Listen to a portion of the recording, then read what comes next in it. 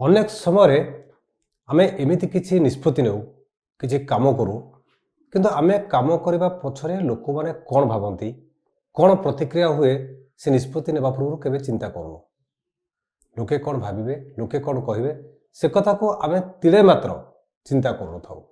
ଏ ଦେଖୁନାହାନ୍ତି, ଏବେ ଯେମିତି ଓଡ଼ିଶାର ବିଧାୟକମାନଙ୍କ ଦରମା ବଢ଼ିଗଲା। ବିଧାୟକ, ମନ୍ତ୍ରୀ ଏବଂ ମୁଖ୍ୟମନ୍ତ୍ରୀ ସବୁ ନେତାମାନଙ୍କର ଦରମା ଏବେ ବଢ଼ିଗଲା 3 ଗୁଣା, 3.5 ଗୁଣା। ଯେଉଁମାନେ ମୂଳ ଦରମା 3500 ଟଙ୍କା ପାଉଥିଲେ, ଏବେ ସେମାନେ ବିଧାୟକମାନଙ୍କ ଦରମା ମୂଳ ଦରମା ବେସିକ୍ସ 90,000 ଟଙ୍କା ପାଇବେ। 3.5 ଗୁଣା ଦରମା ବଢ଼ିଯିବା ଲୋକମାନଙ୍କୁ ଚକିତ କରିଛି। ଏଇ ଯେଉଁ ଦରମା ବଢ଼ିଲା ବିଧାୟକମାନଙ୍କର, ଏ ଦରମା ବଢ଼ିବା ସମଗ୍ର ଭାରତବର୍ଷରେ, ଆମ ଦେଶରେ ସବୁଠାରୁ ଅଧିକ, ଅର୍ଥାତ୍ ଆମ ରାଜ୍ୟର ବିଧାୟକମାନେ ଆମ ଦେଶର ସବୁ ବିଧାୟକଙ୍କ ଠାରୁ ଅଧିକା ଦରମା ପାଇବେ। ଏ କିଛି କମ୍ କଥା ନୁହେଁ।